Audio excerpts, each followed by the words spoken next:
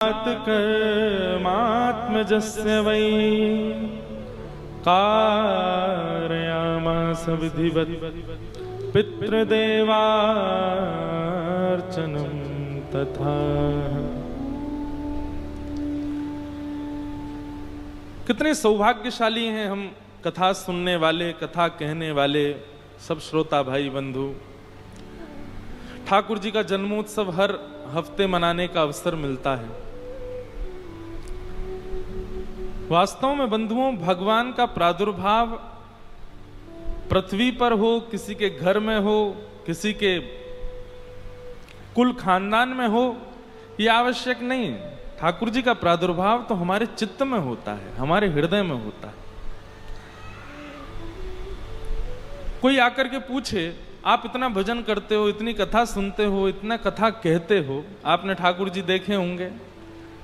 प्रत्यक्ष ठाकुर जी नहीं दिखते हैं, बहुत रेयर ऐसा होता। और आजकल तो समाज व्यवहार ऐसा हो गया है, वातावरण ऐसा हो गया, प्रत्यक्ष ठाकुर जी आते भी नहीं होंगे। ठाकुर जी तो चित्त में आते हैं, हृदय में आते हैं, अनुभूति कराते हैं अपनी।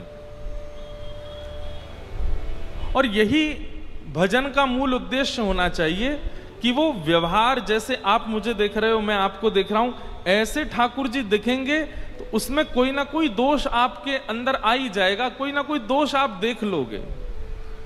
ठाकुर जी का दर्शन तो अंतःकरण में होना चाहिए, अंतस्थ में होना चाहिए। ठीक यही प्रणाली गुरु के प्रति रखनी चाहिए। गुरु को प्रत्यक्ष देखोगे तो प्रत्यक्षता में तो कई बार दोष दिख जाता है, पर वही गुरु जब चित्त में दिखता है तो चित्त में दोष नहीं आता। जैसे आप कभी गेटवे ऑफ इंडिया नहीं गए, मुंबई, अब आपको कोई वहां के बारे में बतावे, वहां ऐसा है, वहां समुद्र ऐसा है, वहां वातावरण ऐसा, पशु पक्षी ऐसे आकाश में घूमते हैं, आदि आदि, चौपाटी के विषय में कोई बतावे। अब आप नहीं गए हो, किसी से सुनकर के जब आप उसकी छवि बनाते हो तो वो दोष रहित छवि होती है। चलो बंबई वगैरह तो आप सब गए हो, यहां पर इतना प्रमाणित ना हो, किसी कन्या का विवाह होने वाला हो और उसको चित्र ना दिखाया जाए, लड़के के बारे में बताया जाए, लड़का कैसा है, बोले 6 फीट की उसकी हाइट है, गोरा चिट्टा है, ऐसे रेशमी उसके बाल हैं, ऐसे कटीले उसके नेत्र हैं, लंबी पैनी नाक है और बड़ा मधुर बोलता है, ऐसा है वैसा है, ऐसे चलता है, उसकी उस हीरो जैसी हाइट वो है, फिजिक है, आदि आदि बताओ। तो वो कन्या अपने चित्त में दोष युक्त छवि नहीं बनाती, उसकी गुण युक्त ही बनाती है।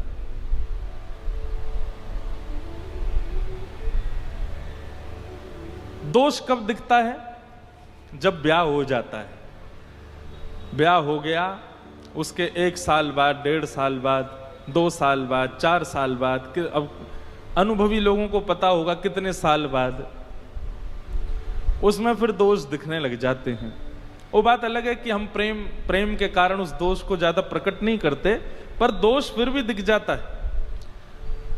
और कभी कभी लड़ाई झगड़ा होता है तो वो कह भी देती है, बोले मम्मी ने ऐसा बोल दिया था कि तुम ऐसे हो, इसलिए मैंने ब्याह किया, नहीं तो मुझे क्या पता था तुम ऐसे हो। तो जब आप किसी को चित्त में धारण करते हैं तो चित्त जो है वो दोष रहित छवि धारण करता है, लेकिन प्रकट रूप में जब उसी व्यक्ति के संग निवास करते हो तो उसमें दोष दिख जाता है। इसलिए हमारी ठाकुर जी से प्रार्थना है, और ठाकुर जी से प्रार्थना के यही मूल भाव है, ठाकुर जी चित्त में ही आते हैं, क्योंकि चित्त में आने पर उनमें दोष, ठाकुर जी में दोष है नहीं, हमारी दृष्टि में दोष है। हम दोष देखते ही हैं, हमारा स्वभाव हो चुका है ऐसा, हम बिना दोष देखे रह नहीं सकते। तो कहीं प्रत्यक्ष ठाकुर जी में दोष दिख जाए, इसलिए ठाकुर जी चित्त में ही विराजमान रहते हैं। आज ही एक माता जी मुझसे बोली, आप इतनी कथा करते हो, आपने भगवान तो देखे होंगे। मैंने कहा मैया देखो, ठाकुर जी प्रत्यक्ष दिखें ऐसी कामना नहीं होती, तो है, पर कब की होती है? बोले जब प्राण निकलने वाले हो ना, उससे पहले ठाकुर जी एक क्षण दिख जाना, बाकी तब तक क्या करना, आप केवल चित्त में ही अनुभव कराते रहना, क्योंकि आप में दोष नहीं है नाथ, पर मेरी दृष्टि बिना दोष देखे रहती नहीं है। मुझे मेरी अपनी दृष्टि पर विश्वास नहीं।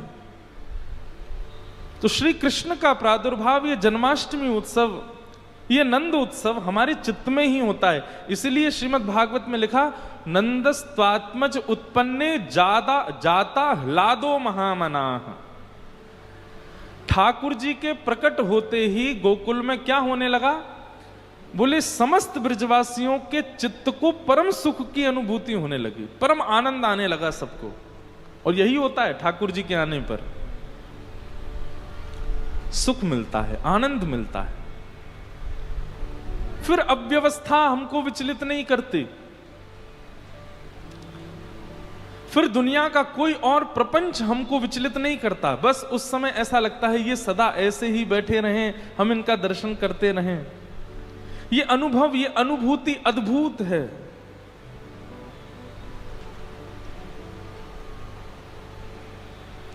तो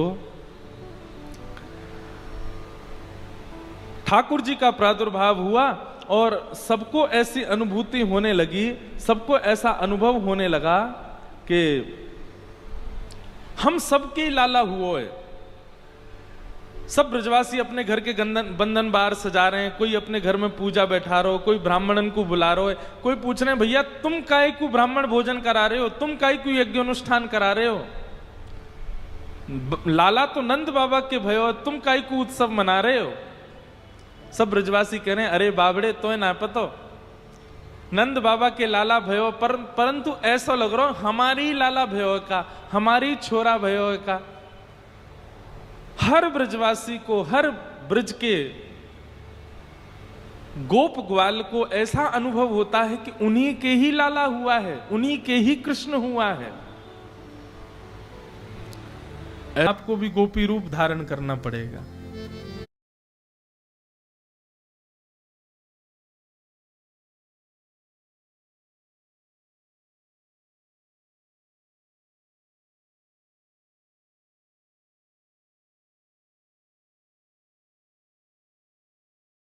हो जाओ, अपने किसी क्रिया का, अपने किसी कर्म का अभिमान आपके भीतर आ जाए तो ठाकुर जी विमुख हो जाएंगे। कभी किसी वैष्णव का अपराध मत करो और मान रहित रहो, ठाकुर जी सदा आपके सन्मुख रहेंगे, सदा संग रहेंगे। गोपियां सब कहने लगी ठाकुर जी अब नहीं जाने देंगे। भगवान बोले हम जाएंगे भी नहीं, अब आप मान रहित हो गई हो। तो जितनी गोपी उतने ठाकुर जी ने रूप धारण कर लिए। पहले तो रास हुआ, अब ठाकुर जी महारास कर रहे हैं। जैसे ही ठाकुर जी ने महाराज की योजना बनाई, इतने में ही महाकाल, उज्जैन में बैठे हुए महाकालेश्वर भगवान विचलित हो गए। बोले ठाकुर जी महाराज कर रहे हैं और हम यहीं बैठे बैठे अपने ऊपर अभिषेक करवाते रहें, ऐसा कैसे काम चले। सोई महादेव दौड़े सीधे वृंदावन की ओर। जैसे ही वृंदावन में प्रवेश करने लगे, गोपियों ने मार्ग रोक दिया। बोले कहां घुसे जा रहे हैं भगवान? बोले रास बिहार हो रहा है, रास करने जा रहे हैं ठाकुर जी के साथ। बोले भीतर रास बिहार में एक ही पुरुष अलाव है, श्री कृष्ण, उसके अलावा सब गोपी हैं यहाँ पर। आपको भीतर जाना है तो आपको भी गोपी रूप धारण करना पड़ेगा। महादेव ने तुरंत अपना कमंडल आगे करके भिक्षा याचना करते हुए अन्नपूर्णा मैया को प्रकट किया। अन्नपूर्णा मैया अन्न सामग्री लेके प्रकट हुई। महादेव बोले अन्न नहीं, आज तो आप अपना श्रृंगार दे दो हमको। और मां अन्नपूर्णा ने अपना श्रृंगार महादेव को प्रदान कर दिया। ये बढ़िया नाक में नथनी पहनी, कानन में कुंडल पहने, बिच्छू बिच्छू लटक रहे थे। अन्नपूर्णा मैया ने सबको भगा दिया, गले में से सर्प वर्प उतार दिए, गले में हार पहनाए नव लखा के। जे बढ़िया महाराज नीचे घेरदार बढ़िया जो पहनती है माताएं आदि, सब पहनाया उनको। चुनरी उनरी उड़ा करके, होठों पर लालिमा लगा के, आंखन में काजल वाजल पधरा करके महादेव के जटाओं को खोल दिया और खोल करके यमुना जल से धो दिया। जटा बना रखी थी, केश बनाया। जे घुंघराले केश महादेव के इतने सुंदर लग रहे हैं कि महाराज क्या कहें। और उसमें मूंछ हो रहे महादेव की। गोपी तो बने पर मूंछ वाली गोपी बन के आए। ऐसा रूप धारण कियो, धम धम मर्दानी चाल, और लिए घूंघट हाथ में चल रहे महादेव। गोपियां बोली अरे देखियो ये कैसी गोपी आ रही है। बोले ऐसे भीतर ना जाने देंगी, पहले आपको मुख देखेंगी। महादेव घूंघट करके खड़े हैं। गोपियां बोली एक गोपी ने अपनो मुख तो दिखाए थे। महादेव बोले नहीं, हम जिनके लिए तैयार हुए हैं उन्हीं को ही दिखाएंगे। गोपी बोली अरे हमें पता है तू बहुत मलूक है, नहीं दिखाए तो दे, अगर सुंदर होगी तो ही भीतर जान देंगी, ने को कोई कमी लगी तो यहीं रोक देंगी। महादेव बोले वैसे तो बात यह है कि अगर हमने घूंघट ऊपर कर लिया ना तो तुम सब मूर्छित हो जाओगी, रोकने वाला बचेगा ही नहीं। हमारा रूप ऐसा है कि उसको वही देख सकता है जो भीतर नृत्य कर रहा है, आप नहीं देख पाओगी। गोपियां बोली नहीं, मुख तो दिखाना पड़ेगा। जैसे ही महादेव ने नेक घूंघट ऊपर किया, महाराज ये सुंदर महादेव के घुंघराले केश, कटाक्ष नेत्र, तीसरो नेत्र फड़फड़ा रहा है महाराज। जैसे ही श्याम सुंदर आए तुरंत नेत्र खोल के दर्शन कर लें। मूछन में इत्र लगा है, होठन में लालिमा लगी है, ये बढ़िया सुंदर सुंदर कड़ूला पहने, नीचे पाजे करधनी डाले महादेव गोपी बन के खड़े। ऐसा रूप कभी किसी ने ना सोचा था ना देखा था। गोपियां वहीं मूर्छित हो गई। महादेव बोले हम पहले ही मना कर रहे थे, रोकने लायक बचोगी नहीं, लेकिन मानी नहीं। महादेव जैसे ही आए, भीतर नृत्य कर रहे श्याम सुंदर ने महादेव को देखा, दौड़ करके गए, लेकर के आए और महादेव के साथ नृत्य करने लगे। जहां स्वयं नारायण श्री कृष्ण रूप में, महादेव गोपेश्वर रूप में नृत्य कर रहे, तो भला कोई शांत कैसे बैठता। सूर्य ने भी आज नृत्य करना प्रारंभ किया। महाराज शरद पूर्णिमा रात्रि थी, लेकिन सूर्य भी प्रकट हो गया, वो भी नृत्य कर रहे हैं, चंद्रमा भी नृत्य कर रहे हैं, तारे भी नृत्य कर रहे हैं, गंधर्व भी नृत्य कर रहे हैं, आकाश भी नृत्य कर रहे हैं, पृथ्वी भी नृत्य कर रही है, 14 भुवन नृत्य कर रहे हैं, नदियां भी रूप धारण करके आई, सब नृत्य कर रहे हैं। क्यों? आज वृंदावन में महारास हो रहा है। राधा नचे कृष्ण नचे, नचे गोपी जन, राधा नचे कृष्ण। 4 वर्ष पहले ठाकुर जी के प्रादुर्भाव पर रास नहीं हुआ था। ब्रह्मा जी की 6 महीने की रात्रि, इसका मतलब है ठाकुर जी अनवरत वृंदावन में अखंड रास आज भी करते हैं, चल ही रहा है। और जब तक ब्रह्मा जी की 6 महीना नहीं हो जाएंगे तब तक ठाकुर जी का रास चलता ही रहेगा। लोग हमसे कहते हैं, बोले महाराज जी वृंदावन में रात में निधिवन में रास होता है, निधिवन में कहते हैं जाना नहीं चाहिए, अंधे हो जाते हैं, जो हो जाते हैं वो हो जाते हैं। हम कहते हैं निधिवन में बिहारी जी प्रकट हुए थे, वृंदावन बिहारी लाल। स्वामी श्री हरदास जी ने वहां भजन किया, ठाकुर जी को प्रकट किया। ठाकुर जी का पूरा वृंदावन है, ठाकुर जी कभी कभी कहीं कहीं नित्य पूरे वृंदावन में रास करते हैं, केवल निधिवन में नहीं। देखने के लिए दृष्टि चाहिए। अगर दृष्टि है तो वृंदावन की सीमा में आप जहां हो वहीं रास दिख जाएगा। केवल एक इकलौते निधिवन में नहीं कर रहे हैं ठाकुर जी रास। हाँ, वो बात अलग है कि किसी समय ठाकुर जी निधिवन में रास कर रहे थे, तब किसी वैष्णव ने देख लिया, वो दूसरे दिन फिर अंधा हो गया, बता नहीं पाया, इसलिए वो बात प्रचलित ज्यादा हो गई। लेकिन ऐसा नहीं है कि केवल निधिवन में ही ऐसा होता है, पूरे वृंदावन में होता है। देखने के लिए दृष्टि चाहिए। वृंदावन कैसा है बंधुओं पता है? जो हमको दिख रहा है ना, वो तो वृंदावन एक है ही, उसके भीतर नीचे एक अलग वृंदावन और है, उसको निज वृंदावन कहते हैं, श्री वृंदावन।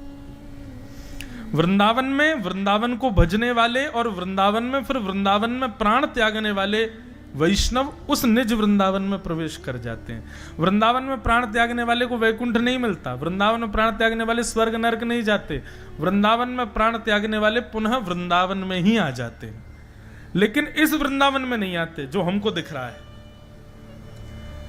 इसी वृंदावन में निज वृंदावन और है, जहां इस शरीर से और इन सांसारिक स्थितियों से जाना असंभव है। मैं कथाओं में बताया करता हूं, वृंदावन में और निज वृंदावन में अंतर क्या है।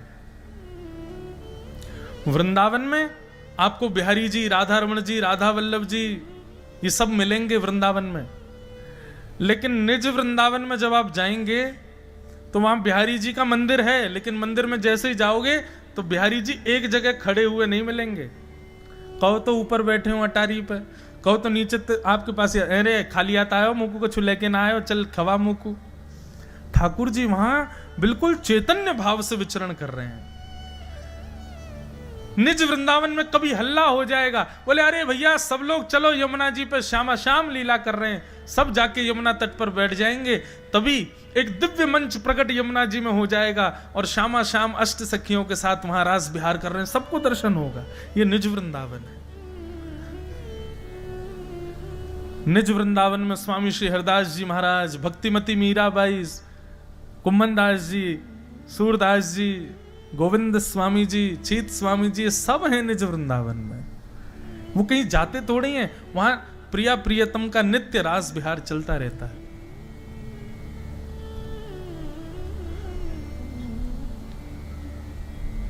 हेरी मेरो वृंदावन सुख धाम,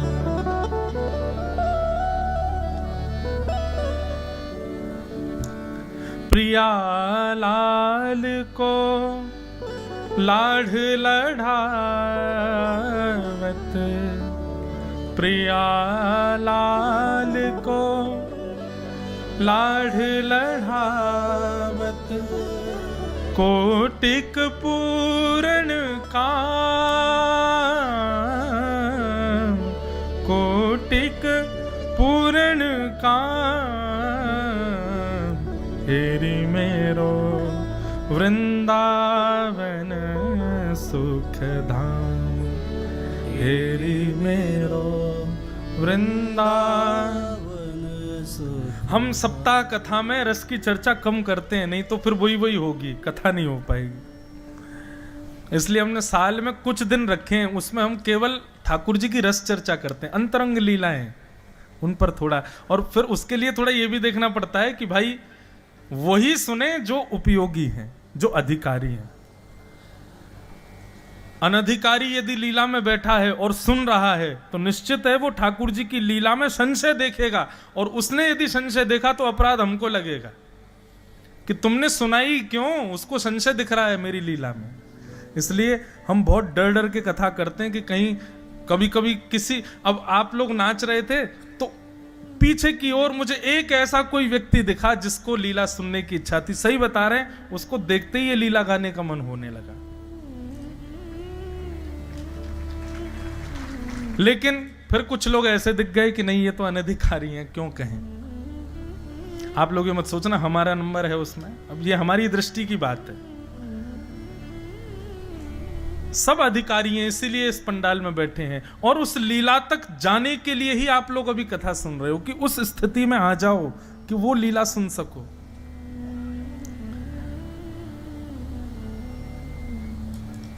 वृंदावन सबसे बड़ी सहचरी है श्यामा श्याम की लीला में। ललिता विशाखा आदि अष्ट सखियां, अष्ट सखा, ये सब तो वस्तु प्रयोजित करते हैं, पर वृंदावन श्यामा श्याम विहार करेंगे इसलिए सघन कुंज वृंदावन ने निर्मित की है। श्यामा श्याम लीला विहार करेंगे इसलिए सुंदर रज प्रकट की है। श्यामा श्याम लीला विहार करेंगे इसलिए यमुना वृंदावन ने प्रकट की है। ऐसा वृंदावन अद्भुत है बंधुओं वृंदावन। तो ये 6 महीने ब्रह्मा की रात्रि का अभिप्राय क्या है? बोले अनेक युगों तक, युगों तक ठाकुर जी वृंदावन में रास करते रहेंगे। देखने के लिए दृष्टि चाहिए, देखने के लिए वो दर्शन की दृष्टि हो। आज भी रास कर रहे हैं ठाकुर जी।